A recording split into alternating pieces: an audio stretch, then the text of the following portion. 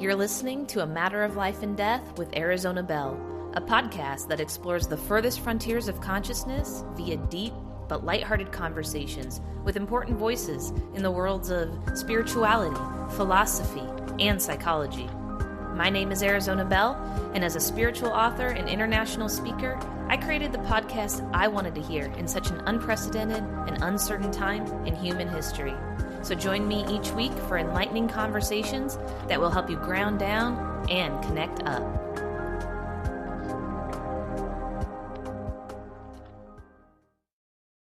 Hello, all. Welcome back to another episode of A Matter of Life and Death. I'm your host, Arizona Belle. So, you know those really rare times when you just automatically vibe with someone so perfectly right off the bat? Yeah, welcome to this week's episode. So I've been a big fan of Debra Silverman's for a long time. And I've actually sent many people to study with her that I know, even though I've never studied with her or I've never studied astrology at all. But I just know she's such a wonderful teacher and a guiding light in the astrological community. I love her unique approach, and everyone I've sent her way agrees, right? So big fan for a long time. And today I had the extreme pleasure of interviewing her. And something happened in this interview that has not happened to me before. So I did not one time look at my notes about her, about my guest, or my prearranged questions for her.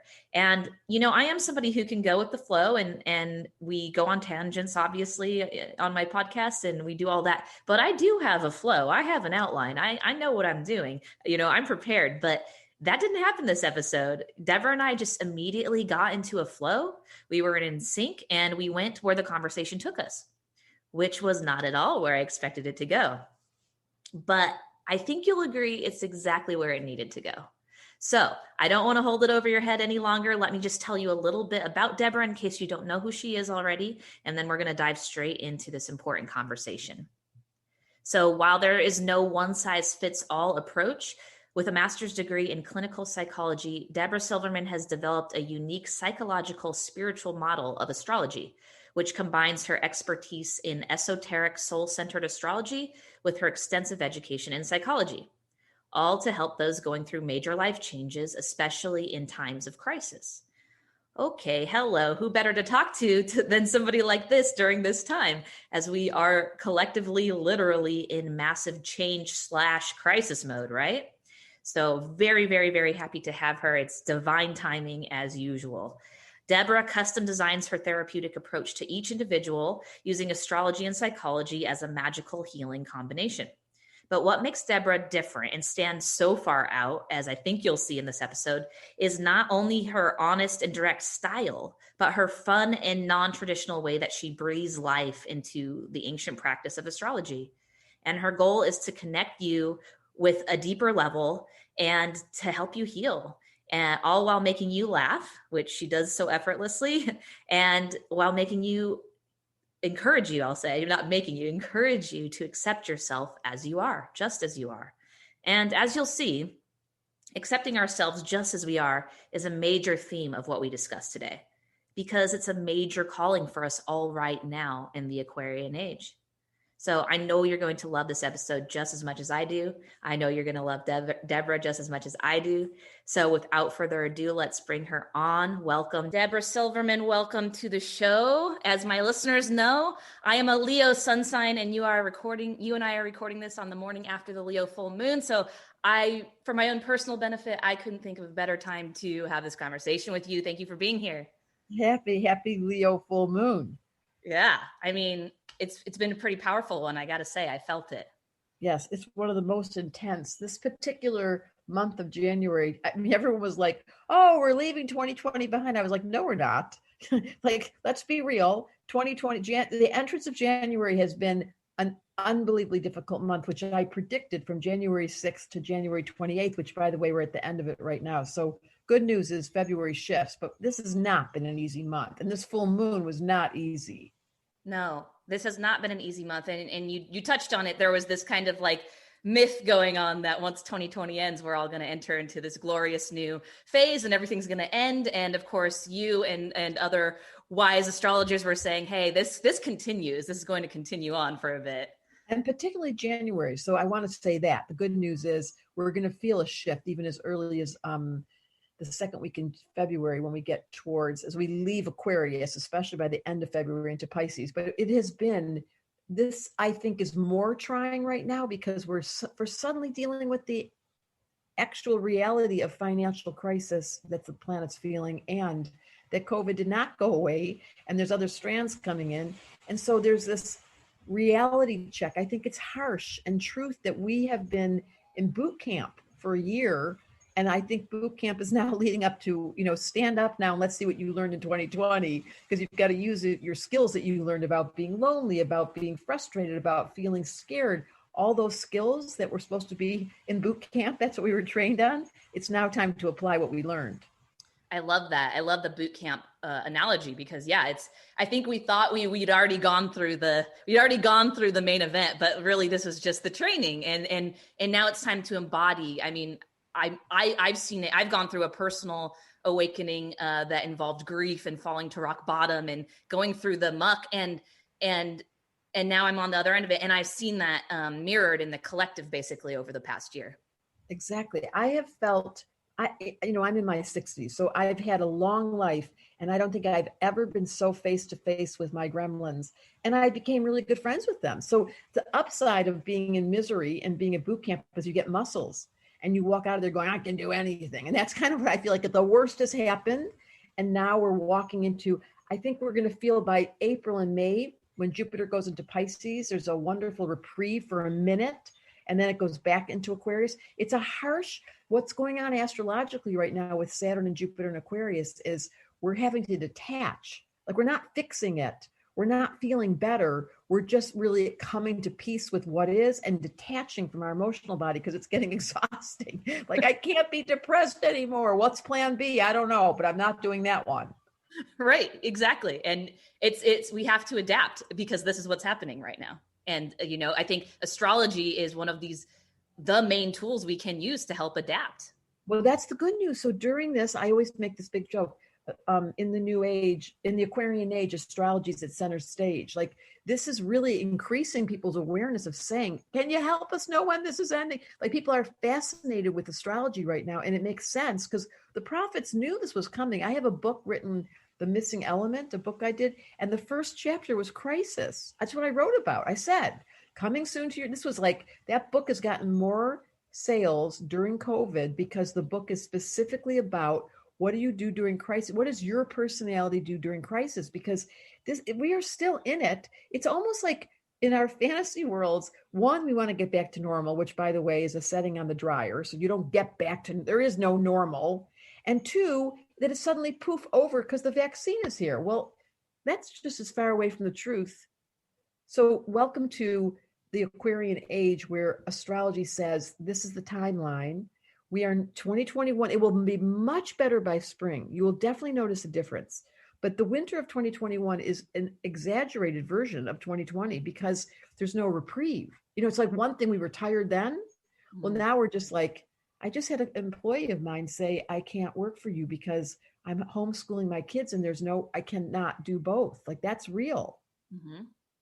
It's making us question, reevaluate everything. I think that has been a benefit of it. Obviously this has been a time of crisis and struggle, but we are all seeming to, upheaval is the word, collectively and personally. We're saying, oh, maybe I didn't actually like that career path. Maybe I don't actually like this relationship. We're spending more time in solitude, which is always kind of this precursor for spiritual awakening. And everybody was forced to do that this year. It's true. And I find, because I'm an extrovert, I appear as an extrovert, but COVID gave me my real self because I'm not an extrovert. So that whole personality image, as you described, like, is it the job? Was it the relationship? Was it your persona? Now you're face to face with naked. That's what I feel like COVID's done. Like, I'm standing naked and I'm looking at my own true psyche. And this is where astrology comes in. Like, so if I strip myself of the pretense and I'm not attempting to make people feel better, doing that codependency game that we all do, and I'm not playing the personality of the outer world, so who am I? What a great question. And that's where astrology comes in, because that's what you answer. Like, what's my promise? What did I sign up for this lifetime? You have Scorpio rising. I don't know if you knew that. So you have a really deep soul. The rising sign is the soul. The sun sign is your ego. It's the personality trait. But why it's called the rising sign or the ascendant is the same word is because you're rising into it. So people don't tell you that. That's the system that we use. So you are rising into this really intense, profoundly penetrating, don't play the game, want to penetrate the fakeness. So that's and that's what I think COVID's done. It's activated our rising signs. Like we can no longer hide out on our personality. And you also have a life lesson of that too. How are you about your Scorpio? How do you feel about that? Well, this is interesting. And I want to hear the life lesson part. Yeah, I feel like over the past year, I have come more into my Scorpio because I have Scorpio rising and other placements as well. But I feel like I've come more into it, and I had to make amends with the fact that I've always been this like likable Leo, and that's kind of what I thrived on. And now I'm like, oh no, we're going to the depths, we're going to the dark. Even if I lose a few followers, like I'm like, it's been this battle, to be honest with you, about oh, can I shed that likable Leo me to like move into this more like mystery depth, let's talk about the weird stuff in the world kind of a thing. And yes. You have a square between your sun, the rising sun sign you have is fire, and the rising is water. So you have a real tension between fire. Think about fire and water. So the fire wants to show off and wants to be seen and shiny and look at me. And your water's like, no, shut up. We're going deeper. I'm not talking at all. And Leo, no, they're not going to like us. You can't do that. And Scorpio, I don't care if they like us, stupid. So that's the square in your chart, literally between fire and water. That's one of your, it'd be a great little coin for you, fire and water. That could be one of your names because that's deeply what your chart's about. Oh my gosh. I mean, I've never had that explained like that before, but that is exactly how I feel and probably felt on some small level my whole life. But like, again, this whole year where you say all the gremlins have come up, like this year, those things have been battling like this. Exactly. Like I want to go in a cave and hide and explore the mysteries of life and write about them and one day bring them to the surface. No, you got to be on stage. Sorry. Like this whole thing is exactly what I've gone through. That's incredible. So that's what astrology does. And I think the big gift of astrology is the articulation, like what I just said, fire and water. And that's what my book, The Missing Element, does. It makes, so we have a school and twice a year, the doors open. It only happens twice a year. So right now here in January, up to February 3rd, the doors are open. Then it closes and that's the end of that. Then next year, next fall in September, again, the doors open. And what happens, it's so much fun for me, is all these women, and it's all for some reason women, because you know that in old times, women weren't allowed to be astrologers. It was unacceptable. And now there's a million of them. And we have like all women in our company. So back at the ranch, when the school doors open and everyone goes running in and I watch them like what you just did, like, wait, now I get it. My outer personality, Leo, my ego, the sun sign, is conflicted with my soul, my life lesson. You got Saturn in Scorpio, Mars in Scorpio, your rising Scorpio. That is a perfect 90-degree angle. And then once you know it, there's permission. Like, oh, and then I would say to you as an astrologer, you've got to aim for the depth. You have to aim for your rising sign, not your ego. So as soon as you guys go learn, they're going to ask the question, how do I find my rising sign? Well, you have to have your birth time. And the birth time, if you don't have it, we have someone on our team named Sharon Lehrer. You can see it on my website. And she'll help you rectify your chart. So if you don't have your birth time or you were adopted, we can help you find it. But the birth time is what determines the rising sign. And the rising sign determines what you're rising into. So it's often different than the ego. The ego is like, ha, ha, ha, ha. You can't get rid of it. It's like sticks to you like glue, like your little Leo with your little hat on, with your little outfits, with your little, are we having fun yet? And then your Scorpio's like, you are so stupid. And they conflict inside of you. And then you get to, as the navigator, as the aware personality type, look over at your soul and say, okay, you're going to win. I heard you. We're going to go dark. We're going to go do the mysteries of life. And we're going to share everybody the deep, like death. One of the topics for you is death. I'm sure that's real popular on your podcast. Oh yeah. It's actually popular in my life and popular in my podcast, popular in my audience, is all into that. My mom passed away in my Saturn return, and you'll find this interesting. It was my Saturn return and it was her second Saturn return, and her Saturn was also in Scorpio. Oh, how wild is that? It's so funny because I was looking at you thinking, I have a friend whose mom is passing right as we speak. I can't even say it without choking up because it's so powerful. She's holding her hand and the family's all in the room, literally the next few days. And she's Scorpio rising. And it is so true that the theme of death, one of the things people don't want to talk about, here we are on your podcast. Let's get right to the bottom line. Death, spiritually speaking, death is the doorway that wakes up the soul to their heart and to the mystery. And so there's no greater teacher and there's no meaner teacher. Who is meaner than your mom leaving? Like, that's just mean. And then you're left with, okay, so now I got to do the spiritual, like, let's back to boot camp. How do I turn this into a positive story? How do I learn about helping other people go through? Because death doesn't only require the leaving of the body. It's the end of a relationship. It's the end of our reality as we know. We just went through death in 2020. Life is never, when they keep saying we're going to go back to normal, there is no normal. It's a setting on the dryer. Like, I don't even know. You are not normal. I can tell you that right now, just looking at you. Thank you. I think that's a compliment. Yeah, nothing's wrong with not being normal. It took me so many years. I grew up in a phase. I was born in the 50s. I was supposed to be normal.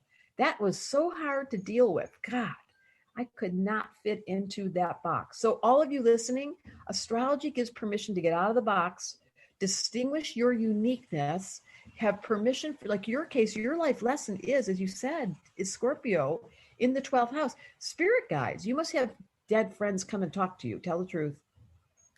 Yeah. And I have all of my friends talk to dead people, basically. Yeah. Isn't that wild? Do dead people actually talk? Apparently they do. Yeah. I mean, I've seen a lot of stuff. I've been involved in the afterlife research community, and it's pretty Substantial. Yeah, it's pretty persuasive, I gotta say. There's a couple mediums that work on my team that I have had direct experiences of. One said to me when she first saw me, she said, I'm going to say the weirdest word to you, and you tell me what this means. And then she said, Meshuggah. And that was my nickname my dad called me when I was little. And then she said, is your dad here? And I was like, well, he must be there, because who even knows that word? Exactly. Meshuggah in Yiddish means crazy. That's what I was nicknamed. How did that happen? So you're also not normal then. Yeah, from when I was little, they called me crazy. And what does crazy even mean? And all of you listening to this audience, you're crazy. It's the ones of us that are open to the invisible world. That's what's in your chart. You have a relationship with the invisible world. You know that this is not just the end all be all. So what did COVID do? It stripped us naked of the pretense that acceptable reality was in fact absolute. Well, that's done. Now we know that reality wasn't absolute. We don't know what the new reality is, but what we do know is the veil has gotten thin. And it's happened to me where I dream about things that come true. I just dreamt, it's so crazy, about a football game. Why do I dream about a football game? And that was exactly what happened during the football game. And so part of me now is going into, okay, so little people come and talk to me, or maybe, I don't know, they're little, they're big, they whisper to me, they're dead people, I don't know, they're disembodied spirits.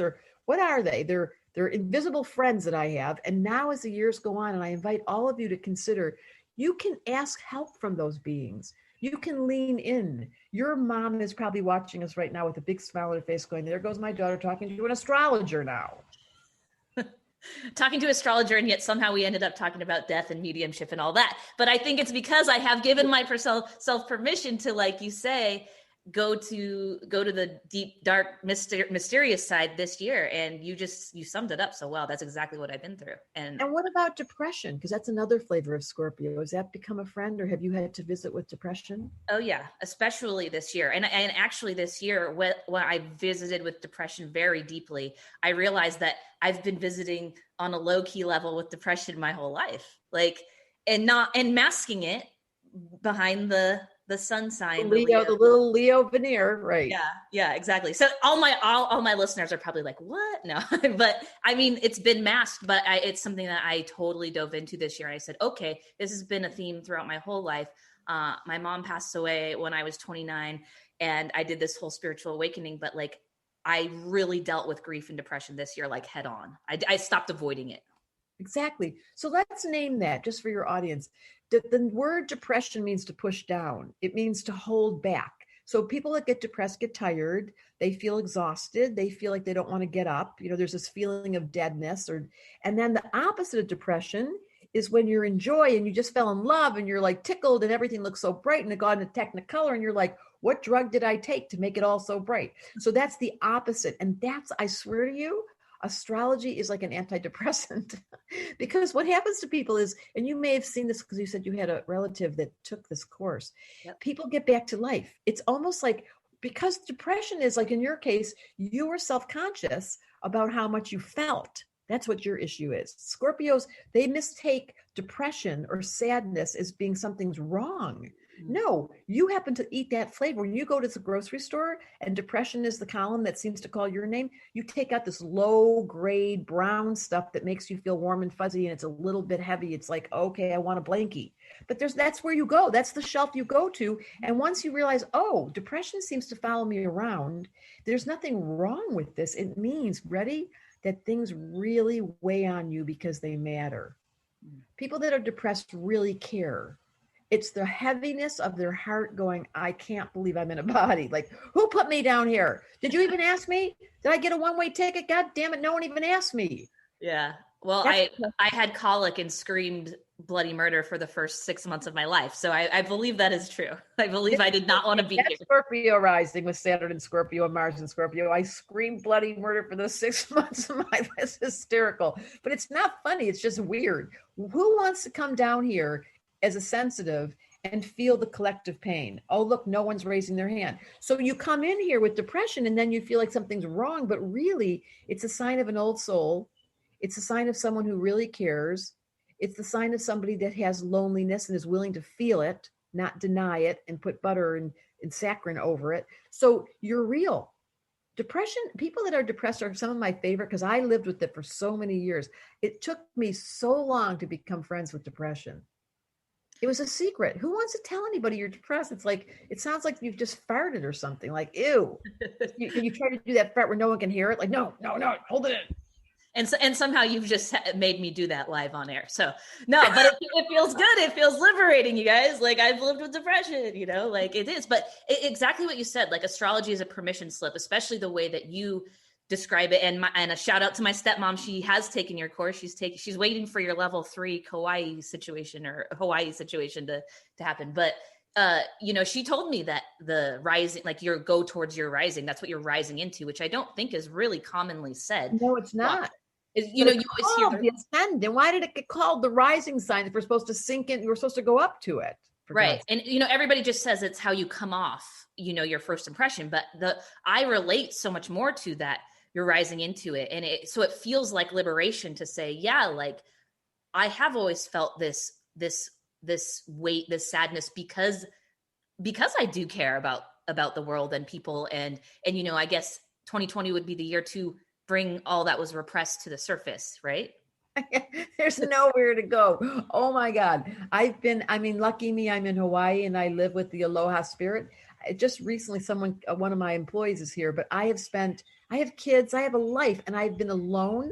I mean, how many of you in this listening audience have been alone or felt isolated or felt disconnected for the last, it's going to be a year, guys, in a couple of months. So in that aloneness, this is what every monk, every temple, every spiritual practice, every meditator does. Like, okay, everyone shut up. I'm going to face to face with my gremlins. And now I'm in a full on workout with the gremlins. Like, why are they everywhere? And then finally I had to say, okay, gremlins, I'm not fighting. 1, you don't get to take up center stage. 2, go in your room. I'm going to have the key to the door, not you. So the gremlins are not running my roost anymore. I'm like, excuse me, sit down now. And they're listening to me, but it isn't with great effort. So for all of you that have been isolated, lonely inside of that space with face to face with your gremlins and or admitting you've been depressed and just never admitted it because you had all these distractions, being human's not easy. And that's the short answer. And we're in this together. And your podcast is so contributing so much to your audience, saying, don't feel bad that you feel bad. Like, this is the nature of this reality. And by the way, this year, 2021, particularly until we get to, I'm going to say May and June, there's a continuation. I'm not going to lie and say, oh, it's not true. Any astrologer that's being honest will say Jupiter and Saturn in Aquarius throughout this year, 2021, it gives us a chance to detach. and we listen to podcasts and we study astrology and we talk about it, but it doesn't make the feeling go away completely. When you're alone, you're face to face with it again. I think it's a management. So how have you managed your Scorpio? What have you learned? Any skills that have come forward that you've been able to trust or lean on or practice? You know, I always had a pretty rich meditative life. Obviously, I'm used to the aloneness, because even though I have that, I seem to be an extrovert and a Leo and all that, I love being alone. And so the meditation practice was already there for me. And that's really helped me this year. I think that, I just got honest with myself this year. So I like journaled more, like honestly, like, it's like, oh, you journal, but you hold back and you don't really like admit everything. And I was like, dude, there's nothing left to lose. Like, and I just like, yeah, I wrote it all out, and I said, these are all of the shitty things about me that I need to forgive and accept. And, I guess in a spiritual buzz phrase, shadow work, like I did that this year. Me too. So let's just talk about that, the self-forgiveness, because I've seen parts of myself in these empty spaces as I look back and I go, Debra, what did you do? Like you and I both have moon in Aries. So it's an impulsive energy that's very honest and very straight and very energetic. But some people misinterpret it as ego-centered, or it's bossy, or it's too much. Some people love that part of us. Mm-hmm. Like they love the fact that we're the energized bunny. And some people are like, is there an off button? And I'm like, no, as a matter of fact, no. So I've had to forgive the part of myself that has created reactions in others. And then I've even asked for forgiveness from others and said, you may not give this to me, but I want to say I'm really sorry. And that's powerful. That is the right use of crisis. You get on your knees, you get humbled, you realize you're all screwed up, because everybody is. That's how it is to come down here. And then you just say, I'm sorry. I accept the fact that I'm human. And more than that, I love what I'm doing in this COVID stupid story. I call everything stupid stories. This stupid story is I'm falling in love with who I really am. Now, that's easy as a 65,000-year-old being, because I've got for 65,000, you look great, I got to say. Thank you for saying that. Yes, people do notice that I'm going backwards, because I think the more forgiveness and humility and praying. I was out yesterday and Hawaii is a holy land. And I stood in front of this waterfall and just got to my knees and just said, please forgive me. Please forgive us humans. We don't understand your timelessness. We're captured by the ego-centered present moment as though it was the centerpiece of the universe. And by the way, we've been here and we're going to be here. And this is a moment in time. So here's the mantra of the day. This too shall pass. We are walking through a transformation centered. We're really in Transformation City. And what you'll find is the more you can be you, like really do that work you just described, the shadow, the honesty, and celebratory part too. Like, good for you for being a gypsy, for being willing to move your life around. Like, let's do both sides. Gremlins, come on in, sit down. You're not in charge. I'm going to write down your stupid name. Happy side, I'm honestly acknowledging that I came in with the purpose. I'm doing it the best I can. And by the way, I'm having a lot of fun. They coexist, grumpy and happy. What were their names again? They were from the 12 Dwarfs. Oh, well. How many dwarfs were there, those little people? There was like...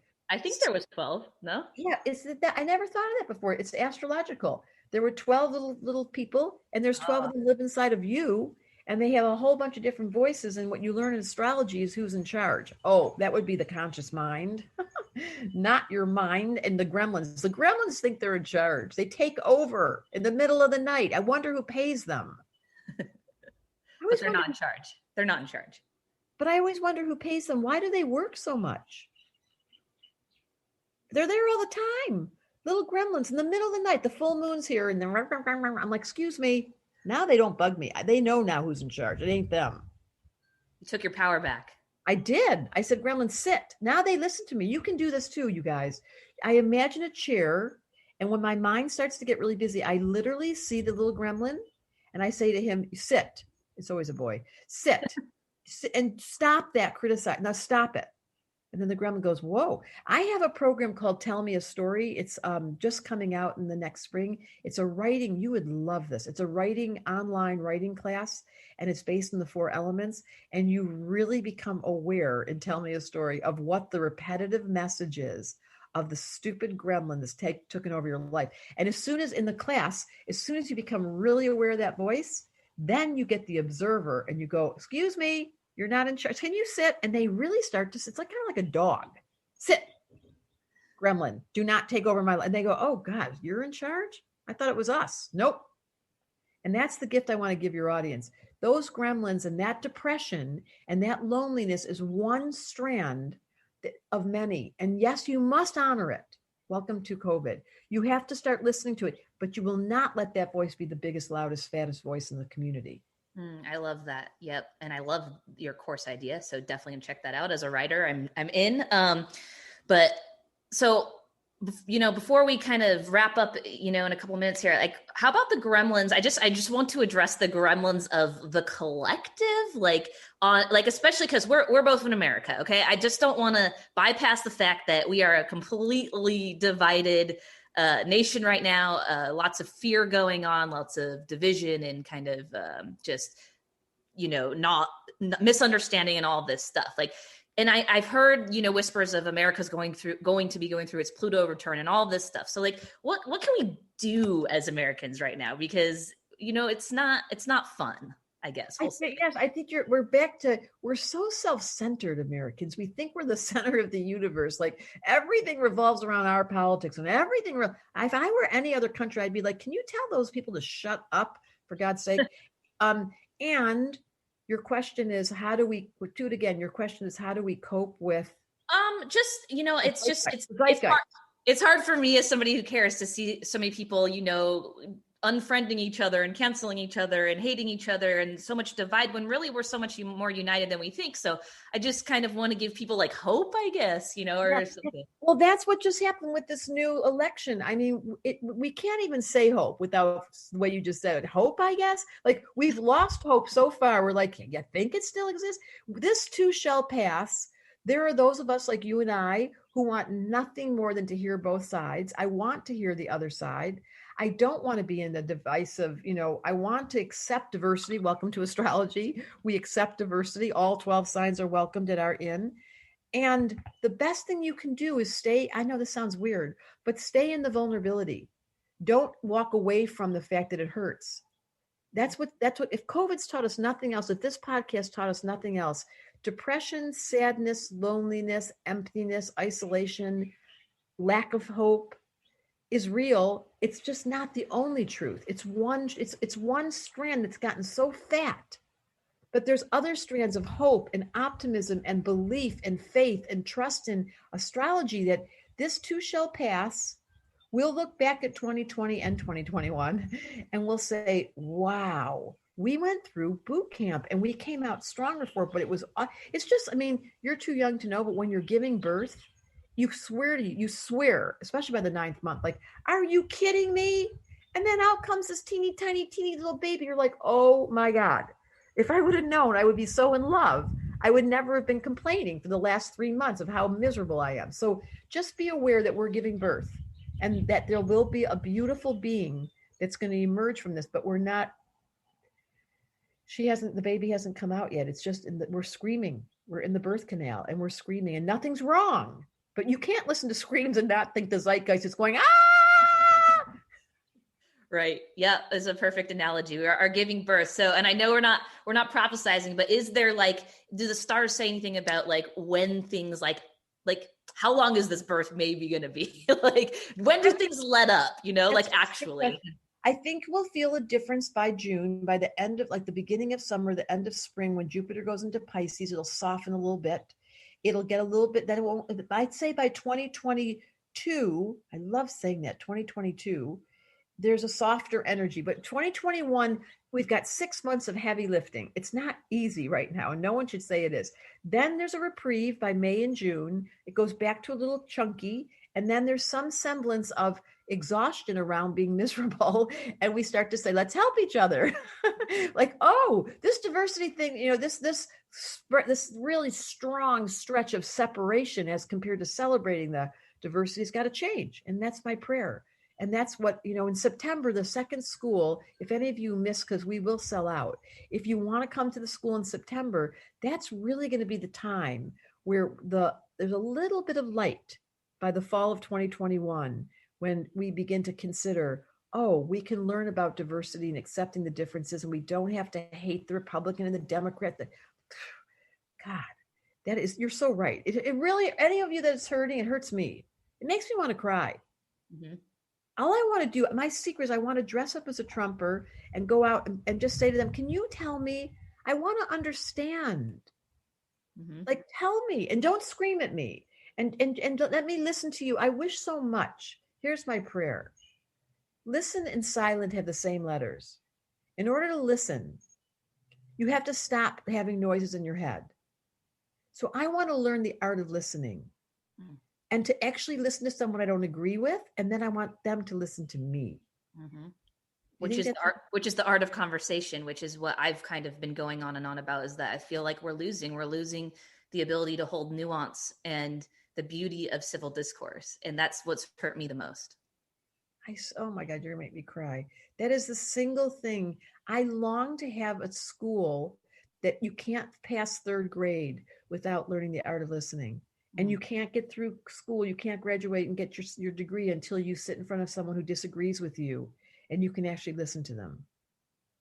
That would be, I hope that's what is in store for the new earth. I hope that this is what comes out the other end, is these new ways of teaching and being and learning and loving and all of these things. That's my prayer. Well, you're doing it. That's what your podcast is. You're helping us. You're putting out new thoughts. You're getting us to be open. You're talking about sadness, and then you're talking about hope. So I'm with you. We're doing it together right now. And this was a beautiful interview. And if you guys want to know about Tell Me a Story, you write to silvermansupport@gmail. Every other month I teach it. It's, I think there might be one spot left in February, but again, we're going to do it in April. So if you're interested, I would love to have you in it. You tell your story, you unpack it from the observer, and your higher self comes forward.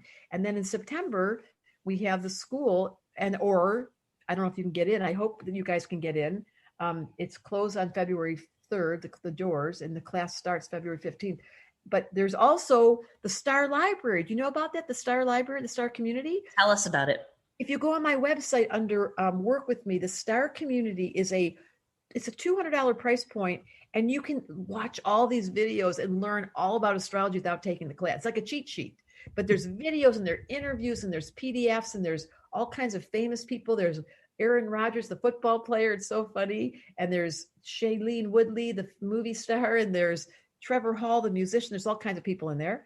And then starting in the spring, we have CS, which is called Continual Stars.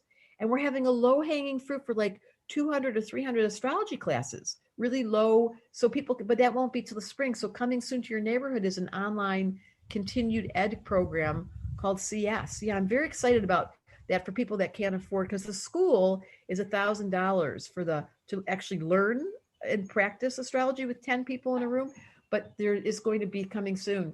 I'm so excited about it. CS, Continual Stars. I love that. And that's what it's all about right now, is this sliding scale system, and everybody can still learn, but as discussed, I'm totally going to do this writing thing with you, and I'm going to learn astrology with you, because my stepmom learned astrology with you and she raved about it. And like I told you when we first started, I only know astrology through osmosis, which I've picked up a lot over the years, interviewing astrologers and talking to people, but I think it's time it is time. It is time. I'm going to give you the family rate. You're coming in. I'm going to do it right now when we hang up. Okay. Well, everybody, that's Debra Silverman.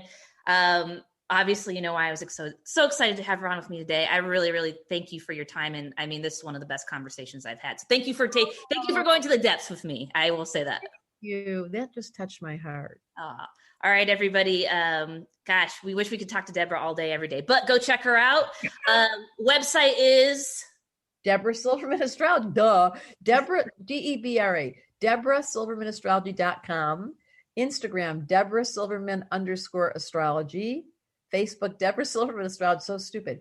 And then if you want to take the class, you just write to one word, apprenticeship.